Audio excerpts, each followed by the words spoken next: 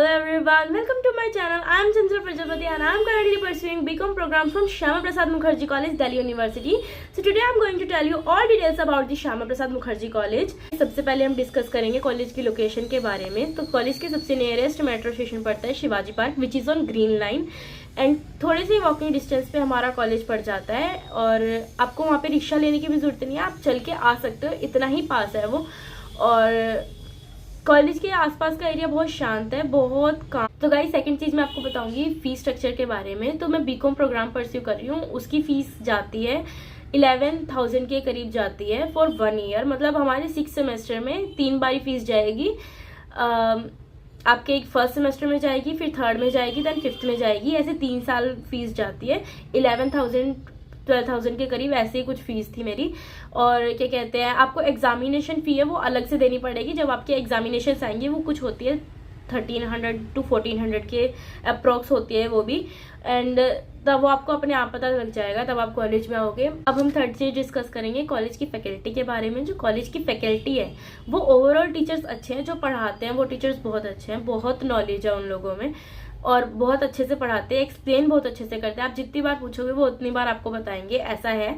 पर जो कॉलेज का एडमिन ऑफिस है, जो वहाँ पे लोग बैठते हैं, टीचर्स जो बैठते हैं हमारे, वो बहुत डांटते हैं बच्चों को। पता नहीं क्यों, मेरे को नहीं पता, पर सारे दिल्ली यूनिवर्सिटी के सारे बच्चों को एक ही कंप्लेंट है कि एडमिन डांटता है। पता नहीं क्या उनके काम का इतना प्रेशर है कि वो उसको हैंडल ही नहीं कर पा रहे और वो सारा प्रेशर बच्चों पे उतार रहे हैं। मुझे नहीं पता इस बात का, पर हमारे कॉलेज में भी ऐसा ही है कि जो एडमिन की फैकल्टी है वो अच्छे से बात नहीं करती बच्चों से बिल्कुल भी, और डांटती है। मतलब मेरे को पहले दिन ही डांटा था उन्होंने, और मेरी फ्रेंड को भी डांट पड़ी थी, और मैंने कई बच्चों से पूछा था उनको भी डांट पड़ी थी। तो ये बहुत नॉर्मल है, अगर आपको डांट पड़ती है तो आप पहले दिन रो भी सकते हो, मैं भी रोई थी है, आप पहले दिन रो भी सकते हो, इसमें कोई वो बड़ी बात नहीं है। और अगर आपको कोई प्रॉब्लम आए तो आप हमारे पास आ सकते हो, आपके सीनियर्स आपकी बहुत हेल्प करेंगे। मेरे सीनियर्स ने मेरी बहुत हेल्प करी थी। अगर मैं किसी से भी रैंडम कोई भी आ रहा है ना, और मुझे लग रहा है कि हाँ वो इस कॉलेज से है, पहले से है, तो मैं उनसे सिर्फ जाके सीधा ये पूछूंगी, दीदी ये कहाँ मिलेगा, दीदी यहाँ कैसे जाऊँ, दीदी। आप कितना मर्जी पूछोगे वो आपको कोई भी बता देगा है। और मैं आपको थर्ड चीज़ बताना चाहूँगी, नहीं थर्ड चीज़ तो हो गई ना, अब मैं आपको फोर्थ चीज़ बताना चाहूँगी। आपको सैक और वैक के बारे में बताऊँगी। आपको नहीं पता होगा शायद, क्योंकि मेरे को नहीं पता था तब मैं गई थी। तो सैक और वैक जो है वो as a minor degree treat करे जाते हैं, और ये आपको सब्जेक्ट खुद आपके अकॉर्डिंग आपको चूज़ करने होते हैं। और ये मतलब आपको ओरिएंटेशन के दिन ही पूछेंगे आपसे कि आपको कौन से सब्जेक्ट चाहिए इसमें।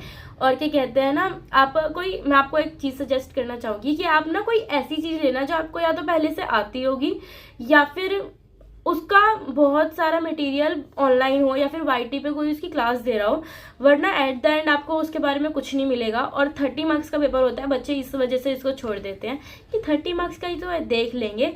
मैं भी ऐसे ही करती हूँ ऑफकोर्स। और मैं अब तो मतलब फर्स्ट टाइम में तो मैंने चूज़ नहीं किया था, मेरे को उन्होंने ही दिया था, मतलब एडमिन ने ही दिया था, मेरे को दिया था, जो मेरे से नहीं हो पाया। पॉलिटिकल लीडरशिप मेरे को बिल्कुल नहीं आती, क्योंकि मैं बीकॉम से हूँ और मेरे को कॉमर्स की सारी नॉलेज है, पर पॉलिटिकल लीडरशिप की मुझे बिल्कुल भी नॉलेज नहीं है। तो आप कुछ ऐसा चीज़ करना जो आपको आता हो। और मैं आपको एक चीज़ और सजेस्ट करना चाहूँगी कि अगर आप प्रैक्टिकल लोगे ना सब्जेक्ट, तो वो आपके लिए बहुत बेनिफिट रहेगा, क्योंकि प्रैक्टिकल में आपको ना एग्ज़ाम देने की जरूरत है और ना कुछ और, सिर्फ आपको एक प्रैक्टिकल फाइल जमा करनी पड़ेगी और ख़त्म, पेपर नहीं है फिर उसका का। और मैं अब आपको बताना चाहूँगी एक और चीज़ कि अटेंडेंस के बारे में।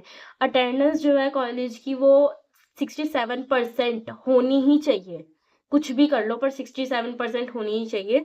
67% अटेंडेंस नहीं हो पाती है तो आपको 6 सेमेस्टर में 3 अंडरटेकिंग देने के लिए वो लोग बोलते हैं कि आप अगर आपने 6 सेमेस्टर पढ़े हैं तो आप उसमें सिर्फ 3 बार अंडरटेकिंग दे सकते हो अगर आपकी अटेंडेंस लो है तो। और आप अंडरटेकिंग भी नहीं दे सकते अगर आपकी अटेंडेंस 20% से भी कम है तो आप तब अंडरटेकिंग आप एग्जाम नहीं दे पाओगे। मतलब आपकी 20% तो होनी ही चाहिए और उसके बाद आप अंडरटेकिंग दो तो चलता है, पर आप 6 सेमेस्टर में उसको सिर्फ 3 बार दे सकते हो जो आपकी अंडरटेकिंग होती है। और मतलब मैं 2 बार दे चुकी हूँ, मुझे नहीं पता मेरी अटेंडेंस कैसे कंप्लीट नहीं होती। शायद मैं सुबह वाली क्लास नहीं लेती हूँ इस वजह से नहीं होती, पर अब से मैं लूँगी। उस क्लास को भी। और मैं अब आपको बताना चाहूँगी नेक्स्ट चीज़, मैं नंबर भूल चुकी हूँ कौन सी थी। अब मैं आपको नेक्स्ट चीज़ बताना चाहूँगी रैगिंग के बारे में। जो कॉलेज में है वो बिल्कुल भी रैगिंग ही नहीं होती, तो इसको बिल्कुल दिमाग से निकाल दो कि हमारी रैगिंग होगी। कुछ नहीं कहते सीनियर्स, उल्टा हेल्प और करते हैं कि ऐसे हो जाएगा, ऐसे कर ले, ऐसे हो जाएगा। आपकी हेल्प ज़रूर करेंगे, पर रैगिंग का कुछ नहीं होता, कुछ भी। Even not a single percent कुछ नहीं होता रैगिंग कॉलेज में, भूल जाओ। अब मैं आपको एक चीज़ बोलना चाहूँगी, मैं अपने पर्सनल सजेशन से, अगर आप अभी फर्स्ट सीट अलॉट हुई है तो आपको, तो आप अपग्रेड कर सको तो प्लीज़ अपग्रेड कर लेना। एज़ अ सीनियर मैं आपको ये बोल, अपग्रेड कर सकते हो तो प्लीज़ अपग्रेड कर लो।